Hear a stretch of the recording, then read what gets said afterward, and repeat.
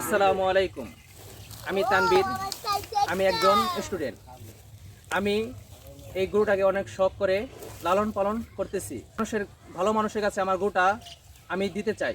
তো এই গরুটা তারা আমার কাছ থেকে নেয়, তাহলে আমার পরিবারজন ভালোভাবে থাকতে পারবে এবং সুখে শান্তিতে থাকতে পারবে।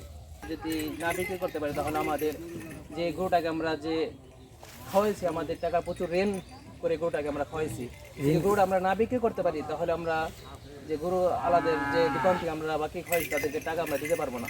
আচ্ছা না আচ্ছা, করতে পারি আমরা। মানে সবকিছু বাকি খাওয়ানো হয়েছে ওকে। জি আচ্ছা, বাকি খাওয়ানো হয়েছে। প্রিয় দর্শক দেখতে পাচ্ছেন যে বাকি খাবার দাবার নিয়ে ওকে লালন পালন করা হয়েছে আসলে, কারণ অর্থের যোগান দেওয়াটা আসলেই কষ্টকর। সুপ্রিয় দর্শক, আসসালামু আলাইকুম। দর্শক, আপনাদেরকে তৃতীয় শুভেচ্ছা জানাচ্ছি নতুন আরেকটি প্রতিবেদনে।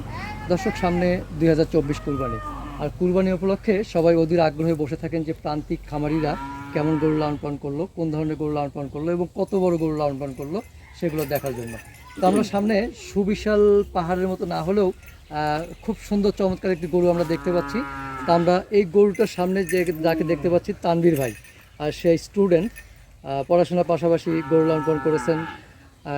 কি মনে করে এত বড় গরু প্রস্তুত করেছেন কুরবানি উপলক্ষে, কিভাবে লালন পালন করেছেন, কেমন দাম আশা করতেছেন এবং আনুমানিক ওজন কতটুকু আমরা জানবো। আশা করি পুরো প্রতিবেদনটা জুড়ে আপনারা আমাদের সাথেই থাকবেন। ভাই, আসসালামু আলাইকুম। ওয়ালাইকুম আসসালাম। কেমন আছেন? আলহামদুলিল্লাহ ভাই, ভালো আছি। আপনারা তানবীর ভাই না? জি। আচ্ছা, এই যে আমরা গরুটা দেখতে পাচ্ছি, গরুটার নাম রেখেছেন কি? সিঙ্গারের কালাচান রাজাবাবু। সিংগাইরের কালাচাঁদ রাজাবাবু, ডাবল টাইটেল। জি ভাই, এরকম ডাবল নাম কেন? এটা ভাই আমাদের এই নামটা রাখা অনেক ইচ্ছা এবং শখ, এর জন্যই আমরা রাখছি সিঙ্গারের কালাচান রাজাবাবু। সিংগাইরের কালাচাঁদ রাজাবাবু। এই গরুটা কি আপনার কেনা? এই গরুটা আমার গাড়ির বাচ্চা। গাভীর পেটের বাচ্চা? জি ভাই, তার মানে গাভীও আছে আপনাদের? জি। কতদিন গরুর সাথে আছেন, গরু লালন পালন কত? এই গরুটা ভাই প্রায় 3 বছর ধরে আমরা পালন করতেছি। 3 বছর হলো। আপনি কি করেন? আমি পড়াশোনা করি কিসে? মাদ্রাসা। মাদ্রাসায়। আচ্ছা, এই যে এই গরুটা যে এত বড় করার পিছনে বেশি আগ্রহ কার ছিল? সবচেয়ে বেশি আমার ছেলে এবং আমার মামার ছেলে। আচ্ছা, আপনার ছিল। কি মনে করে এত বড় গরু লালন পালন করলেন?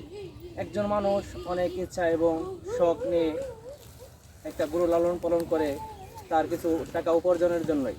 এই ইচ্ছা নিয়ে আমি এই গরুটা লালন পালন করছি। টাকা উপার্জনের জন্য? আসলে গরু পেলে কি টাকা উপার্জন করা সম্ভব? জি, টাকা গরু যদি আমরা প্রতিটা মানুষ যদি আমরা গরু পালন করি তাহলে টাকা উপার্জন করা সম্ভব। কিন্তু এখন তো বড় গরু যারা প্রস্তুত করতেছে বেশিরভাগ হলো লস করতেছে। জি না, যদি আমরা এটা ভালো খাবার দ্বারা এবং ঘাস দ্বারা যদি আমরা এটা পুষতে পারি তাহলে আমরা লস হব না, আমাদের লাভবান হব। ভালো খাবার দ্বারা কি কি খাবার দিয়েছেন ওকে?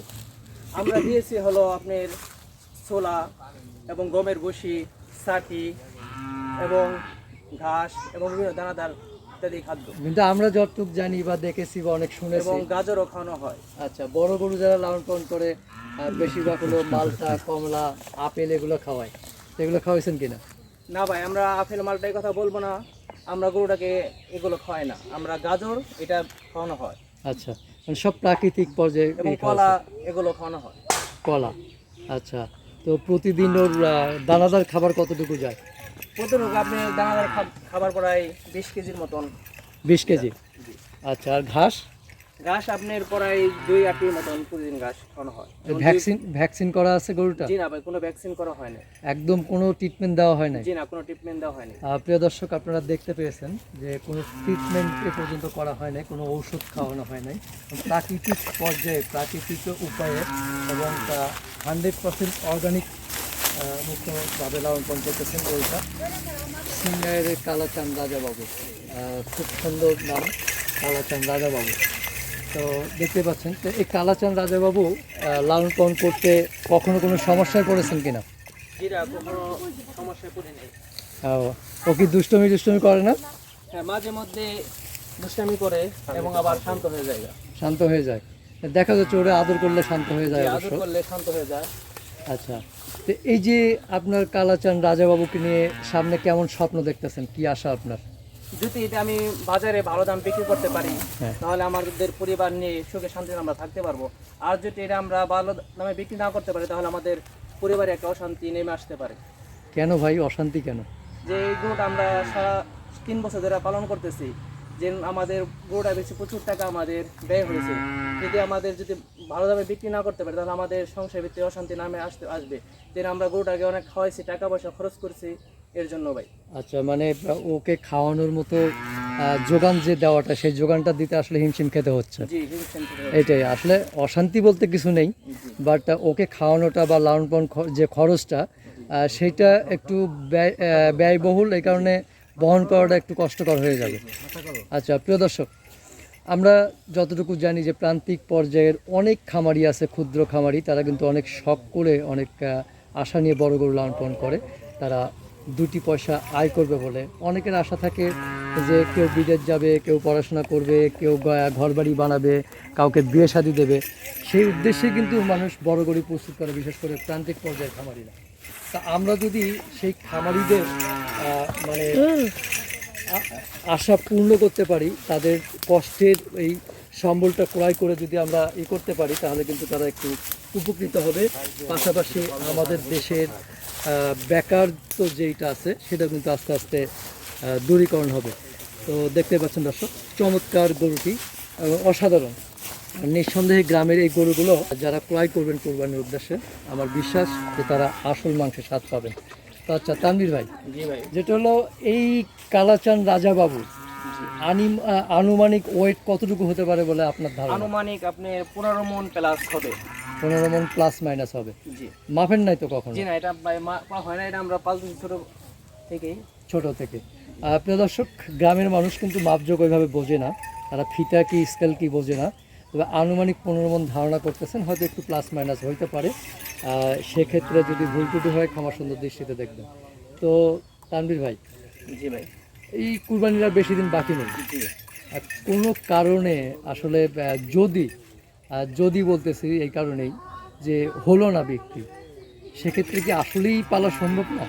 জি না ভাই, এটা ভাই যদি না বিক্রি করতে পারি তাহলে আমাদের যে গরুটাকে আমরা যে খাওয়াইছি, আমাদের টাকা প্রচুর ঋণ করে গরুটাকে আমরা খাওয়াইছি, যদি গরুটা আমরা না বিক্রি করতে পারি তাহলে আমরা যে গরু আলাদা যে দোকান থেকে আমরা বাকি খাওয়াইছি তাদেরকে টাকা আমরা দিতে পারবো না, যদি বিক্রি না করতে পারি আমরা। মানে সব কিছু বাকি খাওয়ানো হয়েছে ওকে? জি। আচ্ছা, বাকি খাওয়ানো হয়েছে। প্রিয় দর্শক দেখতে পাচ্ছেন যে বাকি খাবার দাবার নিয়ে ওকে লালন পালন করা হয়েছে আসলে। কারণ অর্থের যোগান দেওয়াটা আসলেই কষ্টকর। আনুমানিক ধারণা যে 1000 বা তার আশেপাশে খরচ হবে, অতটা কখনো করে নাই। তো অনেকে হয়তো বলবেন যে মিথ্যা বলে বাই বলে, আসলে ও জানে না কিছু, যার কারণে হয়তো একটু বলার মধ্যেই আছে। তো এইটা দাম কেমন আশা করতেছেন? এখন দাম আসার ভিতরে 6.5 লাখ টাকা আমি আশা করতেছি। 6.5 চাওয়া? জি। মানে চাওয়া, তারপরে আলোচনা সাপেক্ষে? আলোচনা সাপেক্ষে কম বেশি আলোচনা সাপেক্ষে করা যাবে।